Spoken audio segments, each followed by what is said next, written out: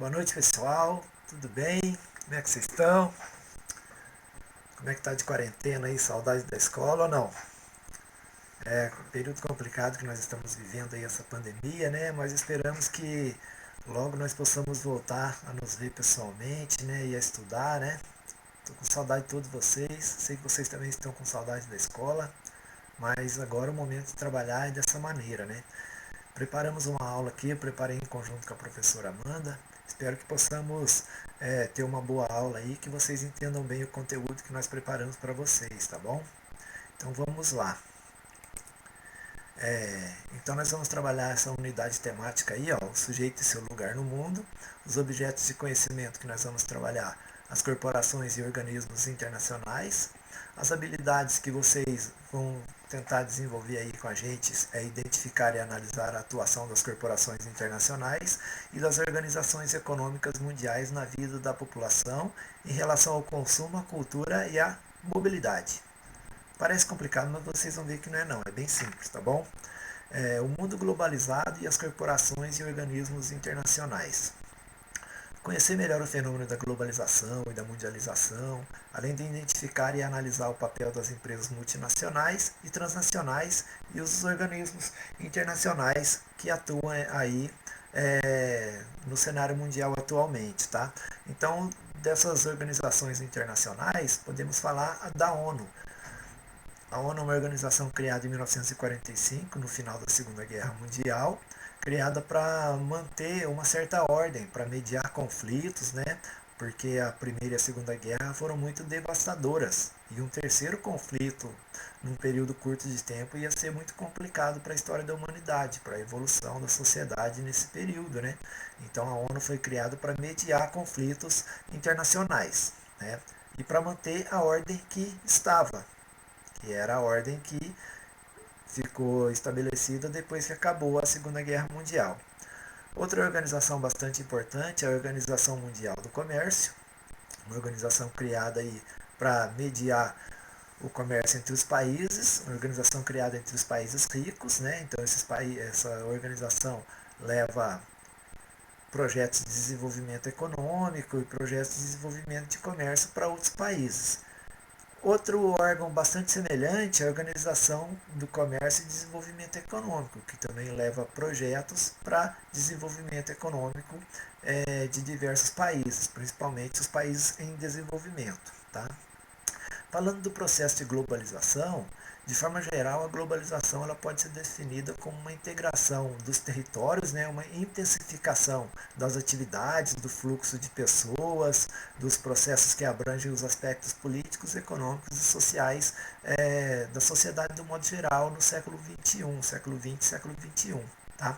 Então, a globalização, nós podemos ver aqui, por exemplo, o fluxo de pessoas. Ela facilitou muito o fluxo de pessoas no território, né, no mundo. Por exemplo, se vocês observarem Andrade, nós temos cidadãos dos 5 continentes aqui, né? Então, o fluxo de pessoas pelo mundo foi muito facilitado pelo processo de globalização. Em alguns livros, tem teorias dizendo que as fronteiras se acabaram, né? Mas não é bem assim não. Por exemplo, podemos ver os Estados Unidos querendo erguer um muro com o México, né?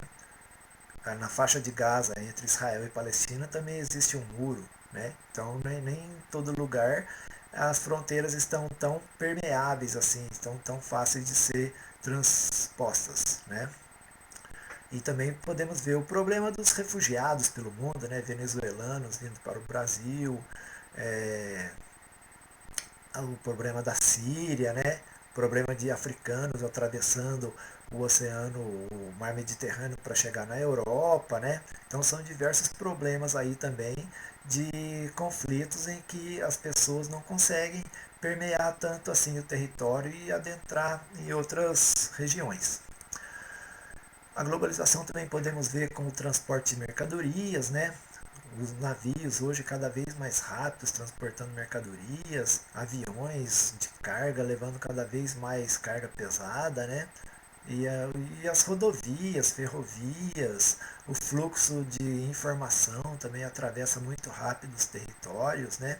Então, o desenvolvimento da globalização está de uma maneira bastante acelerada e o tempo e as distâncias estão cada vez mais curtos, né? Antigamente, uma informação demorava o mesmo tempo que um meio de transporte demorava para chegar num lugar. E também chegava na mesma distância, ela não ia além daquilo. Agora, com o desenvolvimento das telecomunicações, né, que nós chamamos do meio técnico, científico, informacional, né, a informação chega em tempo real em qualquer lugar do mundo. Né?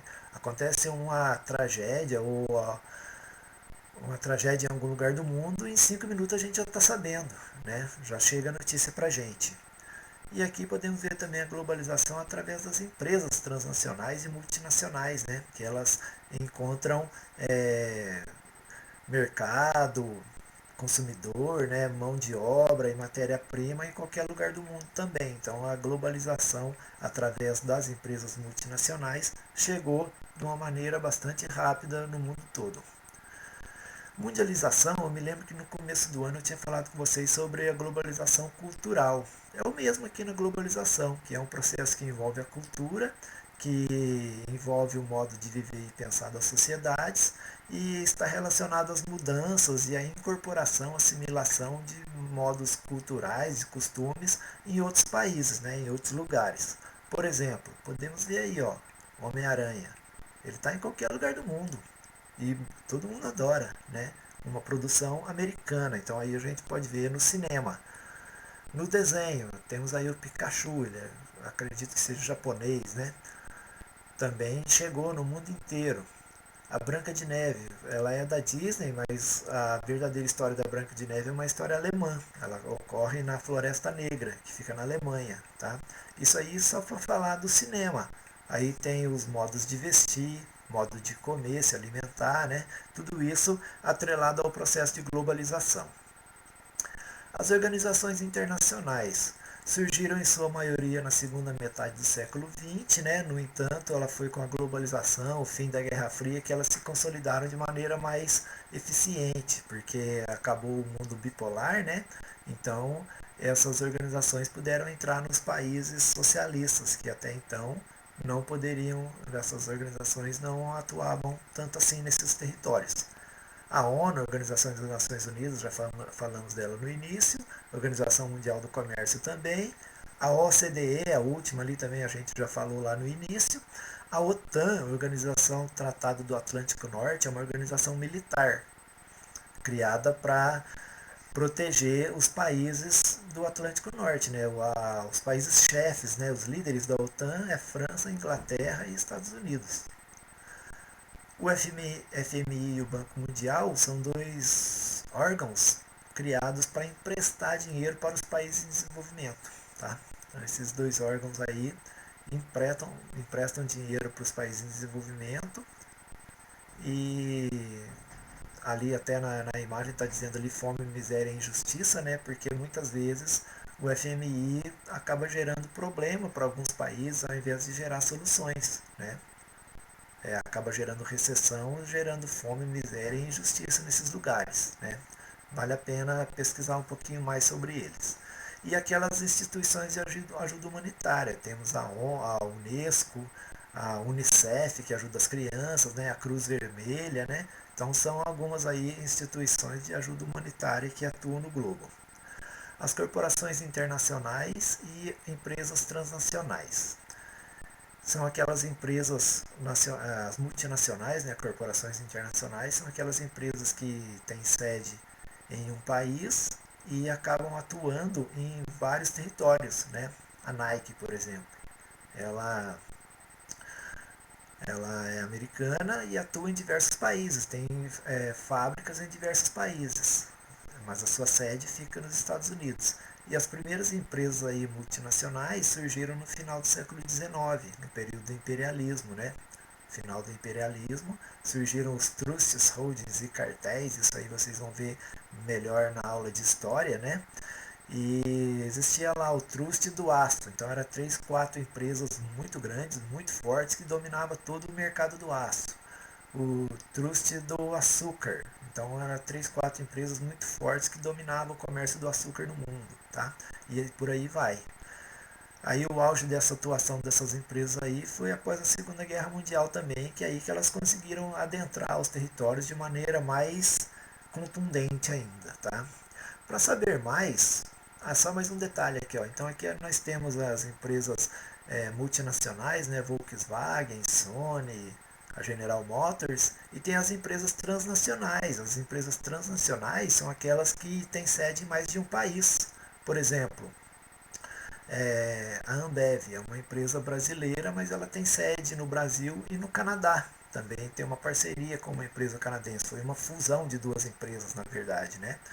A Unilever também ela é uma empresa que tem sede aqui no Brasil e sede em diversos países. Então essas empresas são as chamadas transnacionais, tudo bem? E para saber mais sobre o processo de globalização, tem o vidinho aí do canal Descomplica, né? Que vai falar o que é globalização. É importante vocês pesquisar e assistir esse vídeo, tá bom? Agora, gente, nós vamos ver aqui os exercícios nossos, tá? Então, os nossos exercícios eu vou pedir para vocês, eu fiz em parceria com a professora Amanda, né, que tinha falado para vocês.